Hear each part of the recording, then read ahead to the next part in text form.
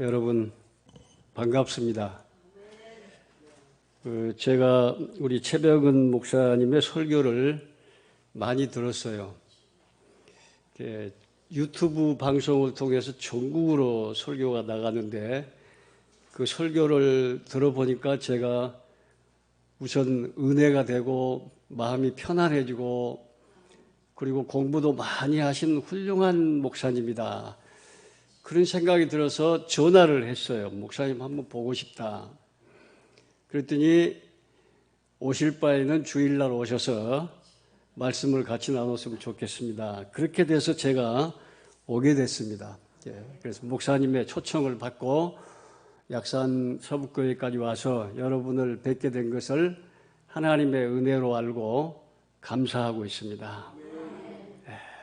그런 의미에서 예수님의 사랑으로 제가 여러분 한 분 한 분을 사랑하고 축복합니다. 원래 우리 사람은요, 창세기 1장 26절에서 28절 말씀을 보면 하나님께서 하나님의 형상과 하나님의 성품을 닮게 사람을 지으셨다 그랬어요. 그러니까 우리는 하나님의 형상을 닮았고 하나님의 성품을 닮았다 그 말이에요. 하나님의 형상을 닮았다고 하는 말은 하나님이 우리처럼 생겼다 그런 뜻이 아니고 우리 얼굴이 최고로 부드럽고 온화하고 인자하고 사랑스럽고 어떤 인간의 한계를 뛰어넘는 그런 평온한 모습을 지녔어요. 우리 사람 태초에 그랬어요. 맨 처음엔 어린아이가 엄마 뱃속에서 응갱하고 태어날 때 그 모습, 얼굴만 그런 게 아니라 저는 그래서 내가 하나님을 닮았는데 내 얼굴의 인상을 다른 사람이 나를 보면은 하나님을 보는 것처럼 그렇게 좋은 인상을 가져야지 그런 생각을 늘 해요. 여러분도 그런 생각을 하시면 좋을 줄로 믿습니다. 얼굴만 그런 게 아니라 또 내 마음이 하나님을 닮았다 그 말이에요. 하나님의 성품을 닮았다 이거예요. 제가 그전에는 목회를 하면서도 은혜가 좀 적었을 때는 마음이 하나님의 성품이 부족해서 미운 사람은 나도 미워하고 나를 좋아하면 나도 좋아하고 그런 정도였는데 내 안에 하나님이 살아 계시니까 내 성품은 하나님을 닮았구나. 그래서 그때부터 은혜가 충만해서 성도들을 더 많이 사랑하게 되더라고요. 자, 그러면 중요합니다. 우리 사람이 하나님을 닮은 하나님의 아들이고 하나님의 딸이다. 그 말은 무슨 말이냐? 그러면 사람은 저나 여러분이나 오늘 기도하시는 권사님 아주 대단한 영성을 가지시고 기도하신 걸 제가 감격이 되더라고요. 은혜가 받았어요. 저나 권사님이나 여기 최 목사님이나 여러분 모두는 하나님의 형상과 하나님의 성품을 닮은 하나님의 아들, 딸인데 우리가 하나님의 아들, 딸이라고 하는 말이 무슨 말이냐? 사람은 이 세상에 그 무엇과도 비교되거나 바꿀 수 없는 가장 소중한 존재다. 왜? 하나님의 자녀고 하나님을 닮았으니까. 여러분 오늘부터 나는 하나님 닮았구나 그런 마음으로 사시면 좋을 줄로 믿습니다. 그 다음에 하나님을 닮은 하나님의 아들, 딸이다. 그 말은 무슨 말이냐? 하나님과 밀접한 친밀한 관계를 가지고 살아야 사람은 잘 살 수가 있고 행복하게 살 수 있다. 그런 의미가 있어요. 그거를 관계라고 합니다. 하나님과 밀접한 관계. 이렇게 예를 들 수가 있어요. 옛날에 우리들이 그런 얘기 하잖아요. 걷는 사람 위에 어떤 사람이 있죠? 걷는 사람 위에 뛰는 사람이 있고 뛰는 사람 위에 어떤 사람이 있어요? 나는 사람이 있다. 그러니까 걷는 것은 보통이고 좀 더 노력을 해서 뛰고 좀 더 노력을 해서 나르고 그래서 아주 나르는 사람을 기발하다고 그래요. 그런데 저는 은혜 받고 나서 깨우친 게 걷고 뛰고 나는 사람보다 훨씬 아주 신비한 힘을 가진 사람이 있다. 저는 그런 믿음이 있어요. 걷는 사람보다, 뛰는 사람보다, 나는 사람보다 더 신비한 능력을 가진 사람이 누구냐? 그것은 하나님께 붙어 있는 사람이에요. 하나님께 딱 붙어 있는 거예요. 종이가 여기 이게 한 장이잖아요. 이쪽 종이, 이쪽 종이를 나누면 두 장이 되는데 이걸 딱 물 푸 해가지고 붙여버리면 하나가 돼요. 무슨 말이냐 그러면 내가 하나님과 친밀한 관계를 갖는다고 하는 말은 하나님께 딱 붙어 있는 거예요. 우리가 하나님께 붙어 있으면 하나님의 능력이 내 능력이 돼요. 그래서 사람들이 나를 함부로 못하겠네. 여러분 하나님께 붙어 있는 삶을 살게 되시기를 축복합니다.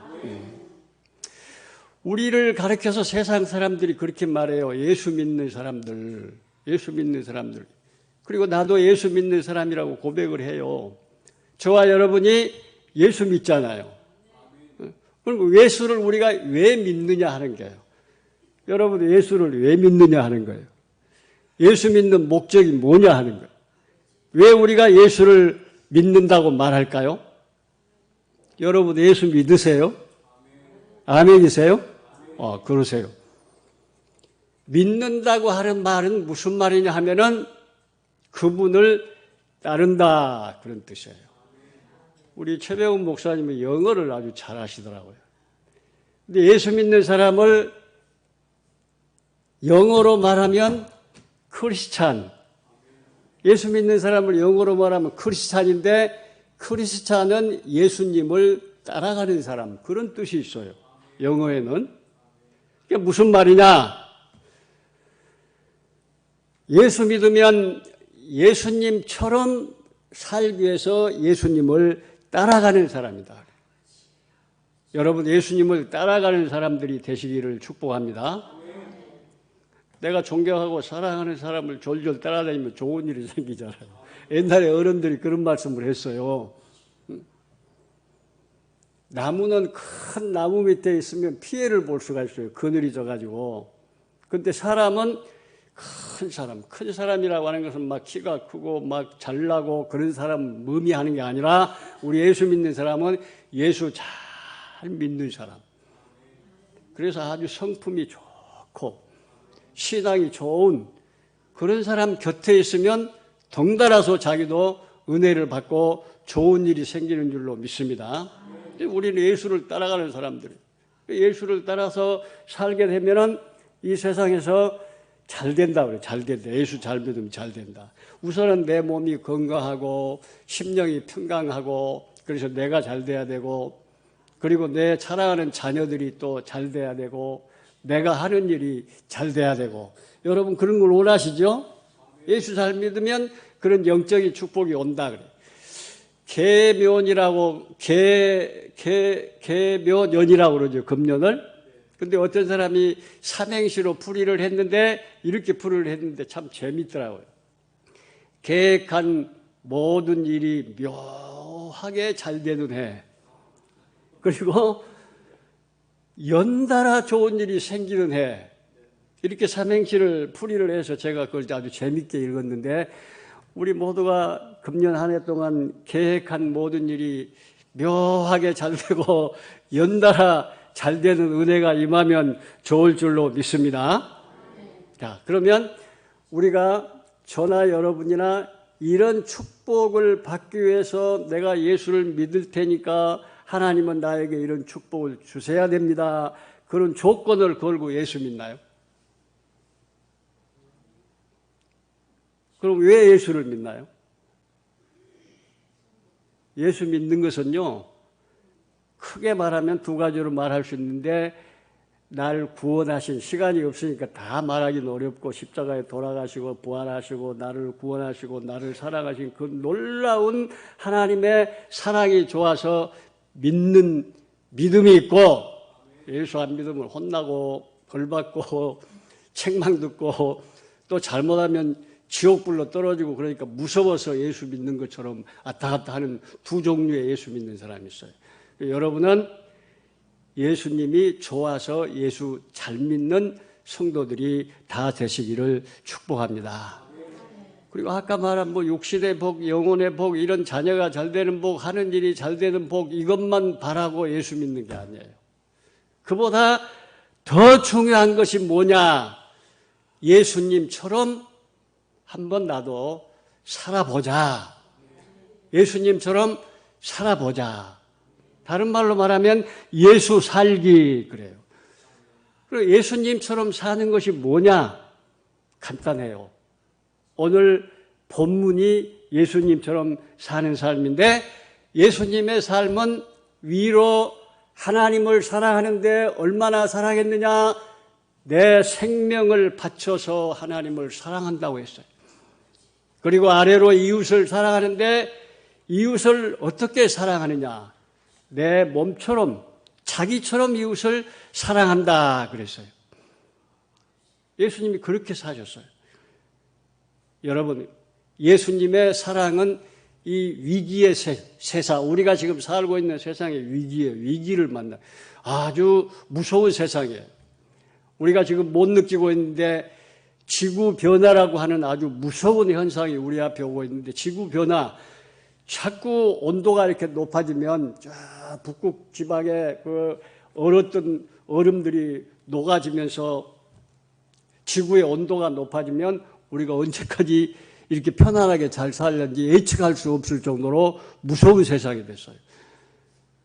그 왜 그러냐면 사람들이 다 자기만 잘 먹고 잘 살려고 노력을 하고 막 개발을 하고 다른 사람 것을 착취하고 이런 싸움 때문에 지금도 싸우고 있잖아요. 저 우크라이나가. 전쟁이라고 하는 것 무서운 건데 전쟁은 나라와 나라끼리 싸우는 것만 전쟁이냐? 나하고 목사님하고 싸우는 것도 전쟁이에요. 부부끼리 싸우는 것도 전쟁이에요. 이런 싸우는 상태를 평화의 상태로 유지할 수 있는 유일한 방법은 예수님의 사랑이 있어야 돼요. 예수님의 사랑은 이 위기로운 세상을 화해시켜서 하나로 만드는 힘이 예수님의 사랑에 있는 거예요. 그래서 예수님은 그걸 지키는 방법이 위로 하나님을 내 생명을 걸고 사랑하고 아래로 이웃을 내 몸처럼 사랑해야 된다고 말해요. 자, 여러분 10계명 아시지요? 10계명. 10계명 자주 외우시고 주기도문도 자주 외우시고 사도신경도 자주 외우시는데 10계명은 출애굽기 20장 1절에서 17절 말씀에 있는데 이렇게 돼 있어요. 10계명을 보면 이렇게 돼 있어요.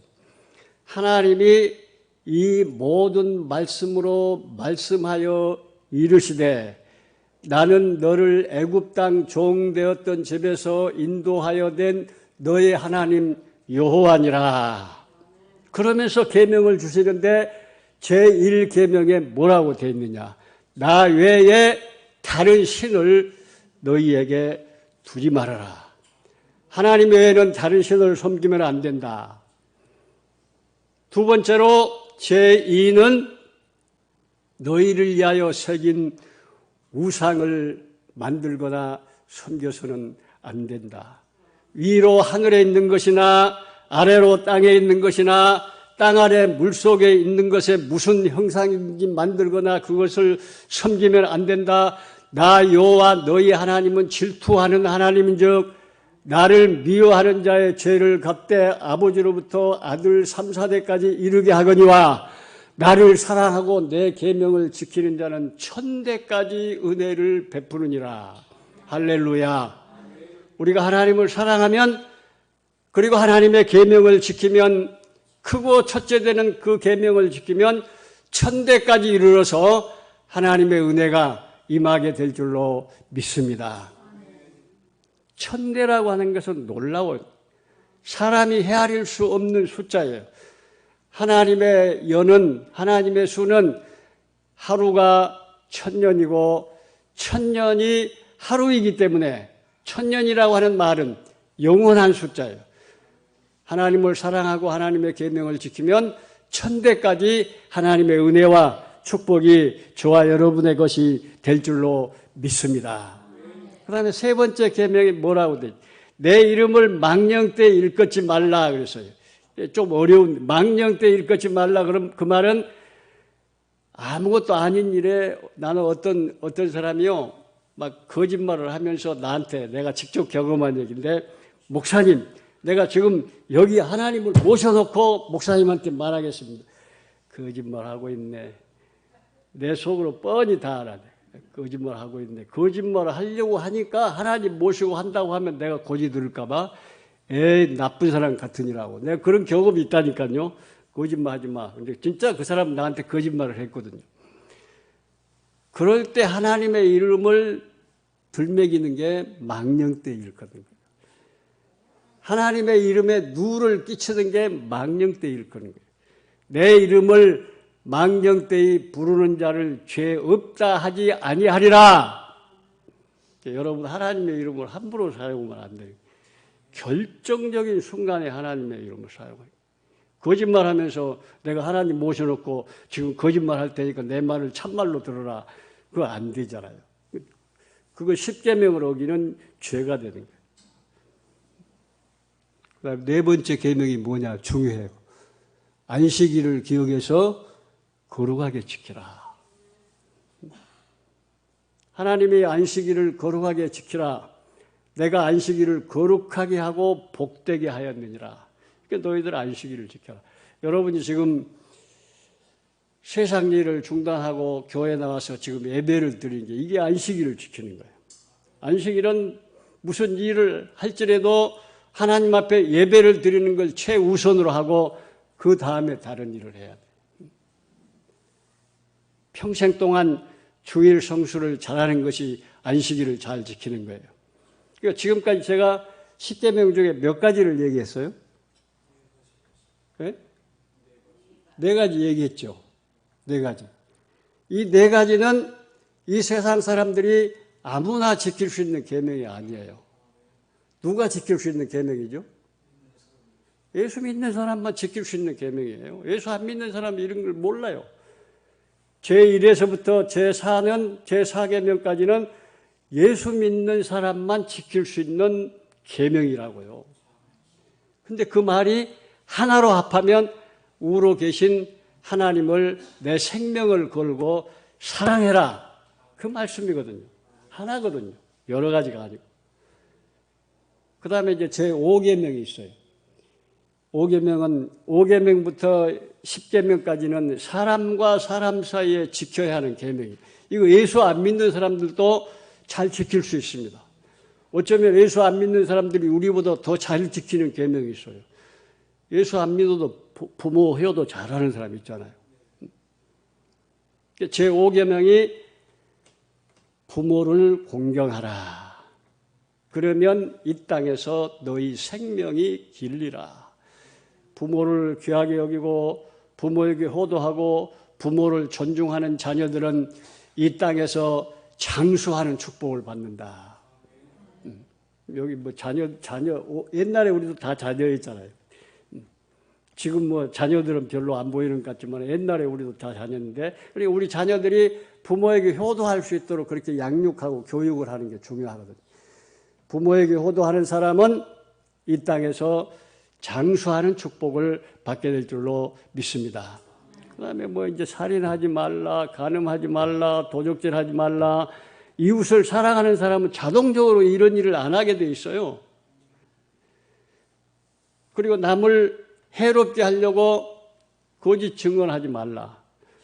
내가 봤는데 보지도 않았으면서 최병훈 목사가 지난번에 어디서 나쁜 일을 하는 거, 내가 다른 사람한테 나쁜 행동하는 거 내가 봤다 그러면서 최병훈 목사를 모함하는 거예요.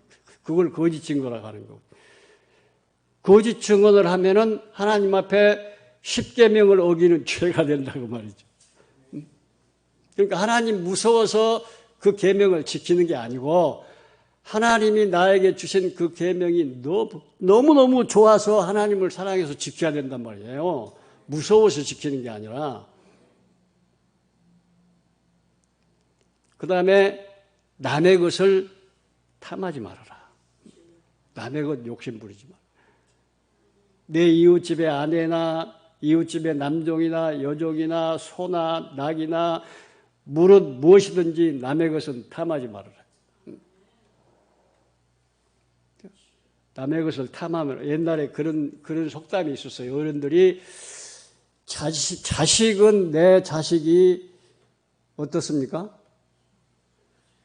내 자식이 좋아 보여, 나빠 보여? 자식은 내 자식이 예뻐 보이고 좋아 보이고 곡식은 남의 곡식이 잘 된 것 같은데. 나 그런 얘기 많이 들었. 제가 어렸을 때 우리 집 곡식보다 남의 곡식이 잘 될 것 같은데, 잘났건 못났건 자식은 내 자식이 훌륭한 것 같은데, 이게 보통 사람들이 가질 수 있는 마음이에요. 그런 얘기를 제가 우리 할머니한테 많이 들었어요. 시간이 되면 우리 할머니 얘기도 잠깐 하면 좋은데, 우리 할머니가 아주 훌륭한 권사님이셨거든요. 그래서 십계명은 우로 하나님을 사랑하고 아래로 이웃을 사랑하는데, 하나님을 사랑하는 것은 생명을 걸고 사랑하는 것이고, 이웃을 사랑하는 것은 이웃을 나처럼 알고 사랑해야 된다. 이것이 크고 첫째 되는 계명을 지키는 사랑이에요. 예수 믿는 것은 내 생명을 바쳐서 우리 하나님을 사랑하고, 그리고 예수 믿는 사람은 이웃을 사랑하되 내 몸처럼 사랑하는 것입니다. 그렇게 하면 이 땅에서 가장 잘 사는 삶이 되고, 죽으면 하늘나라를 자동으로 가게 되는 줄로 믿습니다. 이제 중요한 것도 지금 말씀드릴게요. 우리하고 가장 가까운 이웃이 누구냐 하는 거예요. 이웃에 대한 개념을 우리가 잘 알아야 돼요. 이웃.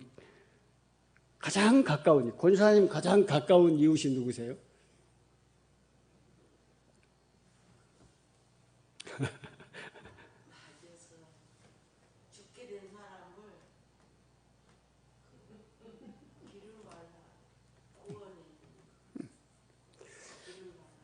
좋아요. 이웃은, 나하고 가장 가까운 이웃은 내 이웃을 내 몸처럼, 내 이웃을 너처럼 사랑해라.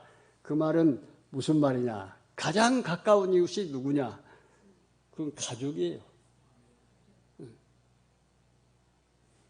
우리 사람에게 가장 가까운 이웃은, 여러분 다 부모님이시니까 혹시 서운할는지 모르겠지만 저도 부모예요. 저도 아들도 있고 딸도 있고 손자도 있고 손주도 있고 다 있어요. 제일 가까운 이웃이 배우자예요. 성경에 그렇게 돼 있죠. 배우자는 한 몸, 한 마음이라고, 일심동체가 배우자예요. 그러니까 배우자가 가장 가까운 이웃이에요. 어른들이 언젠가 제가 이런 설교를 했더니 좀 서운해해요. 배우자가 최고다. 그런데 부부가 사이좋게 잘 살면서 부모에게 효도하는 효도는 진짜 효도지만, 부부가 위기 속에 살면서 불화하며 살면서 부모에게 효도하는 것은 위장된 효도예요. 여러분, 무슨 말인지 이해가 가세요? 그러니까 우리 자식이 자기들끼리 잘 살면 나한테 효도 안 해도 그 자체가 효도인 거예요. 그 자체가 효도예요. 자기들까지 잘 살면 그 자체가 효도예요. 그 이상을 바랄 필요가 없어요. 근데 자기들끼리 뭐 헤어지니, 요즘은 너무 잘 헤어지잖아요, 아이들이. 헤어지니 어쩌고 삐그덕거리고 살면서 억지로 이렇게 부모에게 효도하는 게 내 마음이 편하지 않아. 안 해도 돼. 자기들까지 사이좋게 지내면 부모에게 어떤 행동을 안 해도 돼. 그 자체로 효도한 거예요. 그래서 가장 가까운 이웃을 말할 때는 아내와 남편을 말하는 거예요. 이게 아내를 사랑하는데 내 몸처럼 사랑해요. 내 몸처럼. 남편을 사랑하는데 나처럼 사랑해요. 제가 목사이면서도 부끄럽게요, 옛날에 젊었을 때는 혈기도 많고 화도 잘 내고 제 아내를 사랑하는데 나처럼 그렇게 살아가지 않았어요. 근데 제가 크게 은혜를 받고 깨달은 다음에 우리 아내에게 안수기도를 하고 싶은 생각이 마음속에서 우러나더라고요. 그때부터 제 아내를 끔찍하게 살아가게 됐어요. 그러니까 우리 교회에서 그래요. 목포남북교회에서 장로님들이 야, 목사님처럼 목사님 따라갈 수가 없다. 제 삶이 그걸 보여주는 거예요. 제가 은혜가 막 충만했을 때 있잖아요. 남북교회 사람이 많아요. 애기들까지 하면 1000명도 넘어요. 그런데 그 사람들이 전부 다 자기에게 잘해달라고 그러거든요. 나는 혼자인데, 목사는, 담임 목사는 한 사람뿐인데 1000명 넘는 사람들이 자기에게 딱 맞는 목사님이 되어주세요. 그래, 아우석이에요. 그게 얼마나 힘들어? 그래서 마음속으로 늘 어떻게 나는 혼자인데 1000명이나 되는 사람들을 내가 다 비율을 맞춰줄 수 있냐. 당신들이 나 한 사람 나를 맞추면 되지. 그런데요, 제가 크게 은혜를 받고 나니까 누가 뭐라고 해도 그게 거슬리지가 않더라고요. 그래서 그때는 제가 막 은혜가 충만했을 때는 누가 와가지고 나를 발로 한번 찼으면 좋겠네. 주먹으로 한 대 쳤으면 좋겠네. 예수님처럼 그냥 나를 발로 쳤어. 나를 뺨을 때렸어. 그냥 참아버리게. 그냥 참아버리려고 한번 누가 나한테 대들었으면 좋겠는데 절대로 안 대들더라고요. 내가 은혜가 충만했을 때는 절대로 나한테 대드는 사람이 없어. 할렐루야. 그러니까 내가 은혜가 충만하면요, 목사님이 무슨 설교를 해도 은혜가 됩니다. 제가 우리 목사님 설교를 들으니까 은혜가 많이 돼요. 아주 말씀이 차분하고 성경을 깊이 연구하고 그렇게 열심히 하더라고요. 아, 열심히 하시는구나. 훌륭한 목사님이구나. 그런 생각을 했어요. 여러분, 가까운 이웃을 사랑해야 돼요. 내 배우자를 사랑하고 내 자식을 사랑하고 내 부모를 귀하게 존귀하게 여기고 내 자식을 사랑하는 그 사랑으로 건너집 사람을 사랑하는 거예요. 그게 이웃사랑이에요. 믿습니까? 이웃에 대한 개념을 우리가 확실히 해야 된다는 거예요. 자, 그러면 교회 안에서 우리가 가장 많이 사용하는 언어가 무슨 언어일까요? 교회 안에서 많이 쓰는 단어. 교회 안에서 가장 많이 쓰는 단어가 있어요. 어려운 거 아닙니다. 다 아는 겁니다. 뭐니 해도 시간이 빨리 지나가니까 시간이 없으니까 제가 말할게요. 여러분이 말할 때까지 기다리면 시간이 많이 가니까 교회 안에서 가장 많이 쓰고 있는 단어는 지금도 설교하면서도 제가 많이 쓰고 있는 단어예요. 그게 무슨 단어예요? 사랑이에요, 사랑. 사랑이잖아요. 교회도 사랑을 많이 얘기해요. 그리고 사랑에 대한 정의가 뭐냐? 사랑이 도대체 뭐길래 사랑을 그렇게 많이 얘기하냐? 고린도전서 13장에 보면 사랑은 이런 것이다 쭉 나와요. 그리고 구약성경 레위기서 19장 17절에서 18절 말씀에 보면 사랑에 대한 정의가 있는데 내 이웃을 마음속으로 미워하지 말고 너를 사랑하는 것처럼 내 이웃을 사랑할지니라. 그런데 이웃이 잘못하면 반드시 견책을 할지니라. 그리고 이웃을 내 몸을 사랑하는 것처럼 사랑하라. 그렇게 되어 있고 신약성경 마가복음 12장 30절에서 31절 말씀은 생명을 바쳐서 하나님을 사랑하고 그리고 이웃을 내 몸처럼 사랑하라. 역시 그렇게 됐어요. 이게 사랑의 정의예요. 여러분, 그런데 견책이라고 하는 것은 무슨 말이냐? 책망을 한다고 잘못했을 때 책망.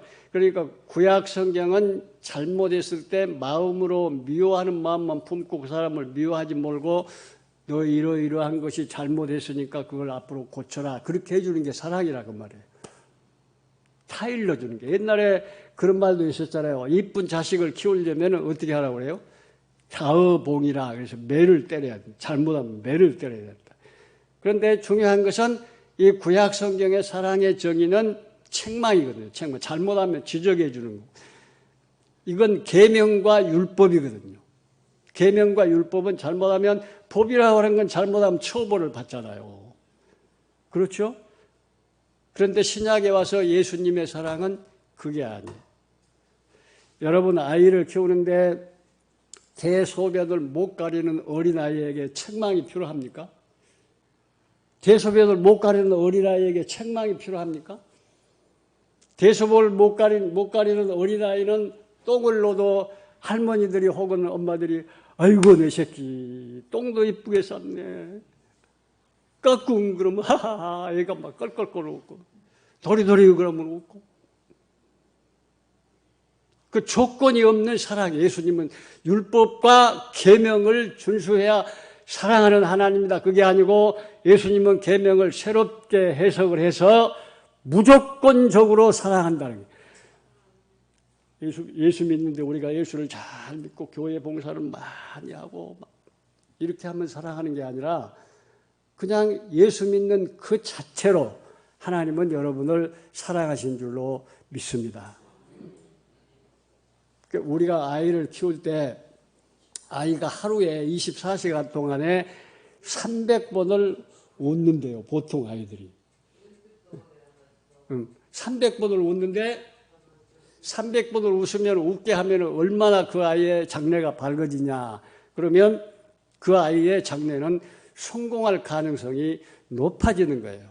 우리 머리 안에 조이 캠프라고 하는 게 있대요. 조이 캠프. 우리말로 하면 기쁨의 샘. 기쁨의 샘이라는 게 뭐냐 하면 이 지금 컵에 물이 지금 한 80% 정도 있거든요. 근데 여기다 이건 맑은 물이라고 그래요. 맑은 물, 정화된 맑은 물인데 여기다 다른 물을 막지 않은 물을 부으려면 여기 80%가 있으니까 몇 프로 부을 수 있어요? 20% 부을 수 있잖아요. 그럼 맑은 물이 이겨요? 나쁜 물이 이겨요? 20하고 80인데 맑은 물이 이기는 거예요. 이 말은 무슨 말이냐 그러면 맑은 물이라고 하는 것은 깨끗한 마음, 착한 마음, 참 좋은 마음, 긍정적인 마음 그런 걸 의미하거든요. 그러니까 어린아이를 키울 때 그렇게 기쁨으로 키워서 조이 캠프의 용량을 키우는 거예요. 용량을 키우면 사람이 세상을 살아가는데 여러 가지 시련이 있지만은 내 마음에 부정적인 마음이 들어오려고 그러면 기쁨의 샘에서 작동을 해가지고 20% 나쁜 마음을 물리치는 힘이 있다 그 말이에요. 힘이. 그러니까 사람은 뭐라고 그래 성경에 항상 뭐라고 그랬어요? 네, 항상 기뻐하라. 그 위에 보면 예수 안에서 항상 기뻐하라. 또 범사에 감사하라. 그리고 쉬지 말고 기도해라. 그러면 나쁜 생각이 우리 안에 들어올 수가 없는 거예요. 그래서 사람이 죄를 짓지 않고 하나님이 기뻐하시는 삶을 살게 되는 거지요.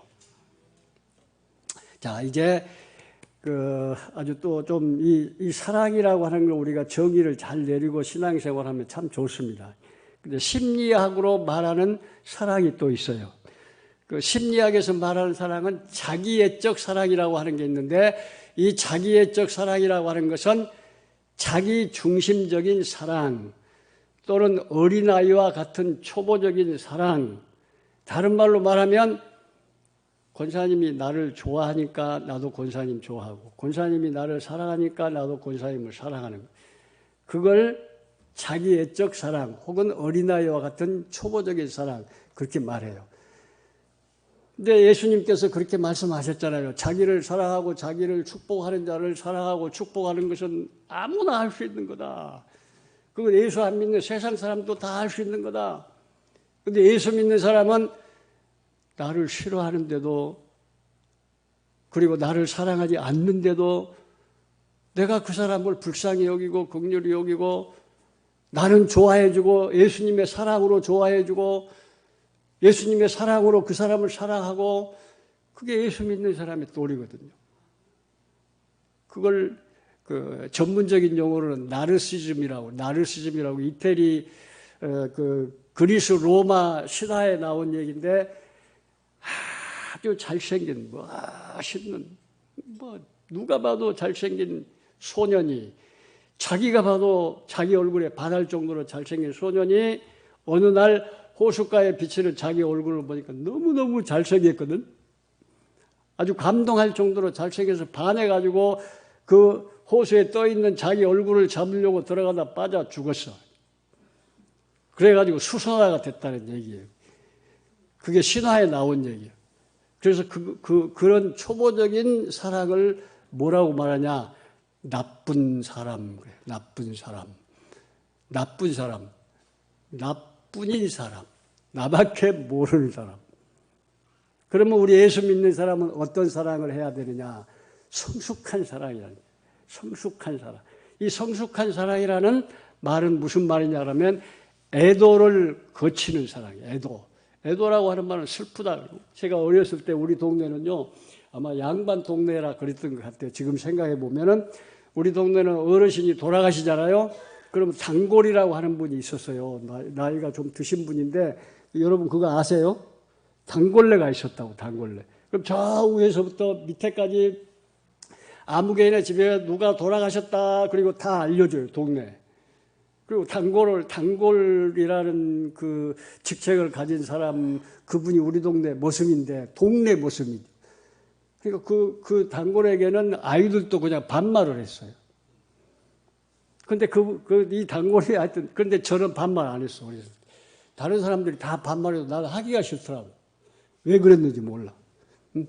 근데 안 하기를 참 잘하죠. 지금 생각해 보면. 그 어른인데 어른한테 애기가 반말하면 신분이 낮다고 그래가지고. 나는 안 했는데 지금 생각, 야, 그때부터 하나님이 나를 목사를 만들려고 나한테 그런 마음을 주셨나?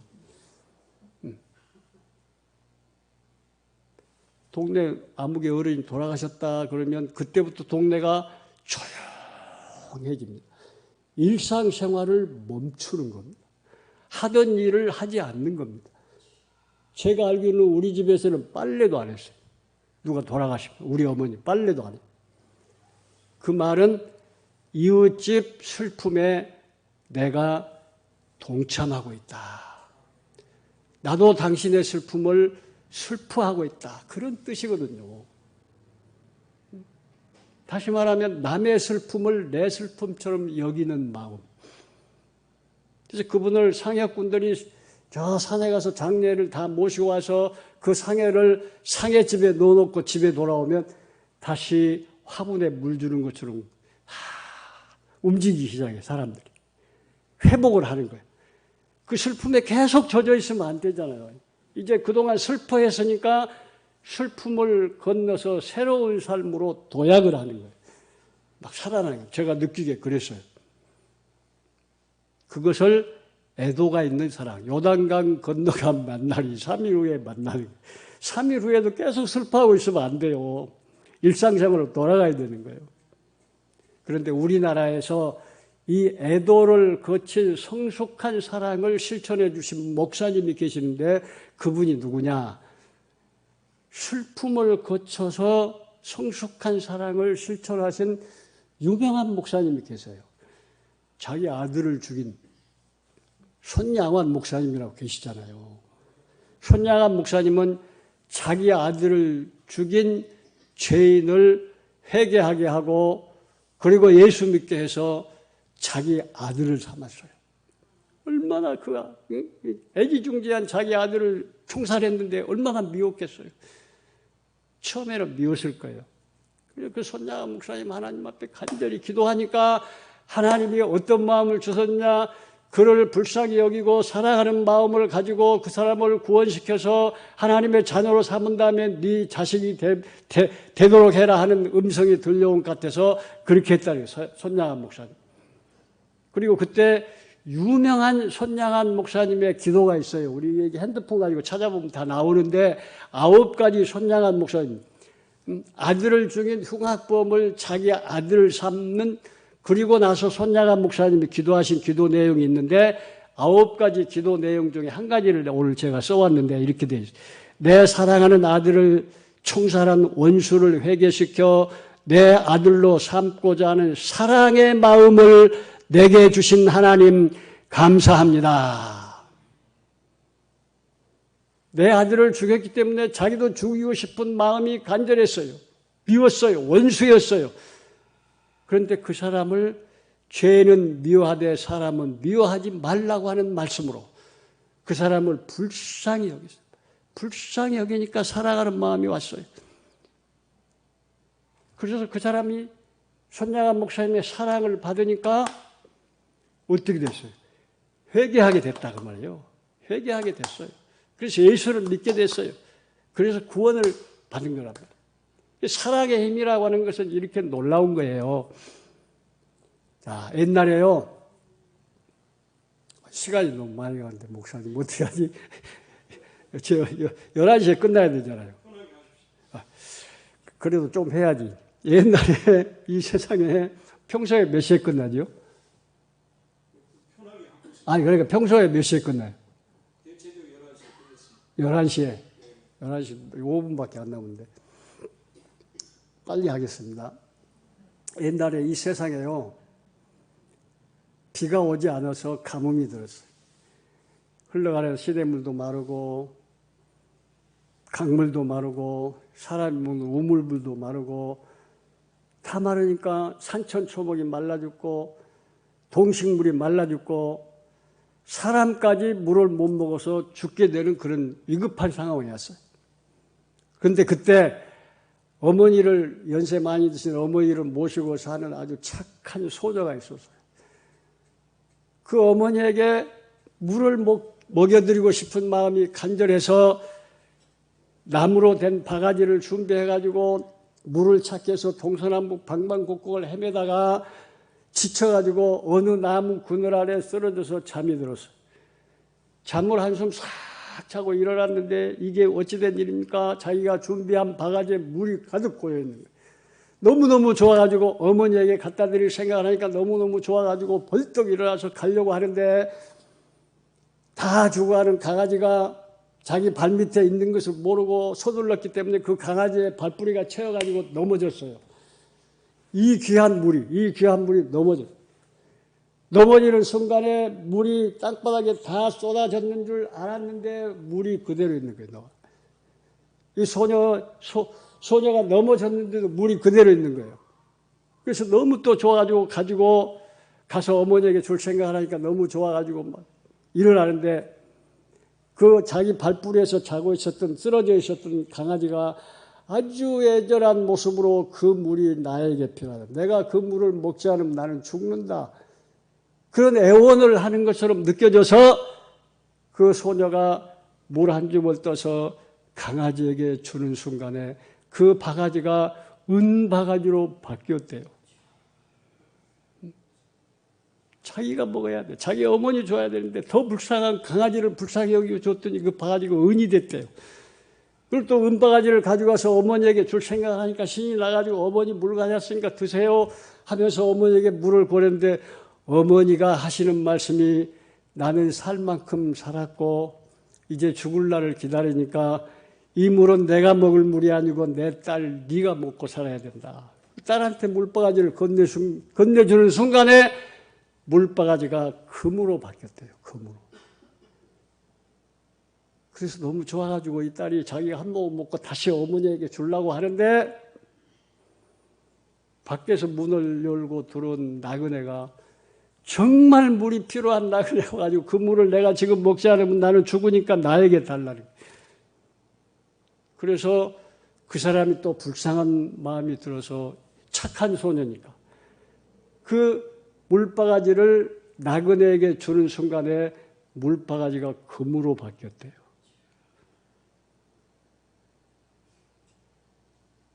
그리고 나서 그 물바가지에서 이제 그 나그네에게 주는 순간에 물바가지가 금으로 바뀌고 그 물바가지에 담겼던 그 물에서 그 아주 휘황찬란한 별처럼 생긴 다이아몬드 보석이 탁 떨어지면서 온 땅에 물을 팍 줘. 2개가 떨어지고 3개가 떨어지고 4개가 떨어지고 5개, 6개, 7개가 떨어지더니 그것이 오늘날의 북두칠성이 되었다는 거예요. 이거는 톨스토이라고 하는 유명한 분이 자기 고백록에 쓴 얘기인데 자기가 가져야 되는 그 소중한 자기 생명처럼 아끼는 귀한 것을 상대편에게 나눠줄 때 기적이 나타난다. 그런 얘기예요.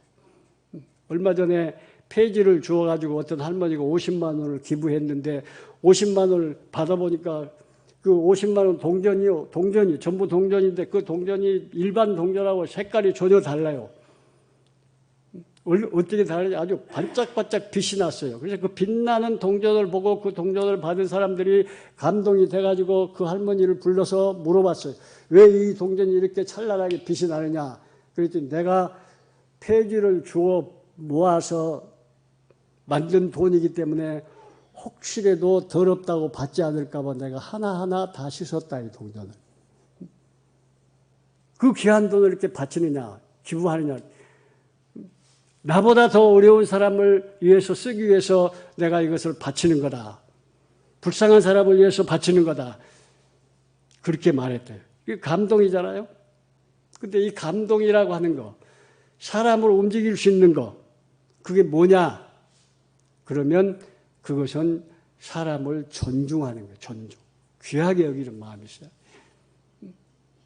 여러분, 존경이라고 하는 말이 있고 존중이라고 하는 말이 있는데, 존경이라고 하는 말은요, 많이 배우기도 했고, 참 인품이 좋고, 신앙도 좋고, 흠잡을 곳이 없이 다 갖춘 사람. 저는 그 김영석 교수라고 하는 분이 계시는데, 그분 텔레비에 자주 나오세요, 누구도. 근데 그분은 흠잡을 곳이 없어서 저는 그분 같은 분을 존경해요. 근데 존중이라고 하는 말이 있는데, 존중은 존경보다 더 중요해요. 그 김영석 교수처럼 그렇게 완벽하지 않지만 뭔가 허점이 있고 부족한 점이 있지만은 내 부모니까 사람을 변화시키는 것은 사랑밖에 없어요. 사랑해야 그 사람이 내적으로 변화가 돼요. 그래서 성장하고 성숙해요. 사랑을 받으면 몸이 약한 사람도 건강해져요. 제가 그 사랑을 알고 난 이후부터 밥도 잘 먹고 공부도 잘하고 지금까지 안 아파요. 제 나이가 지금 77이에요. 근데 지금도 건강하잖아요. 지금도 고향에 가면은 오늘 아침에도 내가 목사님 위해서 기도했어요. 우리 고향 교인들이. 그게 사랑이잖아. 사랑은 사람을 살리는 능력이 있습니다. 그래서 예수님께서 내 생명을 바쳐서 하나님을 사랑하고 내 이웃을 나처럼 사랑해라. 그것이 예수 믿는 사람들이 할 일입니다. 사랑하는 여러분, 자녀는 부모의 사랑을 받아야 잘 됩니다. 우리 예수 믿는 사람들은 하나님의 사랑을 받아야 잘 되는 거예요. 금년 한 해 동안 그리고 여러분의 일생 속에서 하나님의 은혜와 사랑이 천년에 이르는 축복을 누리게 되시기를 축원합니다. 하나님 감사합니다.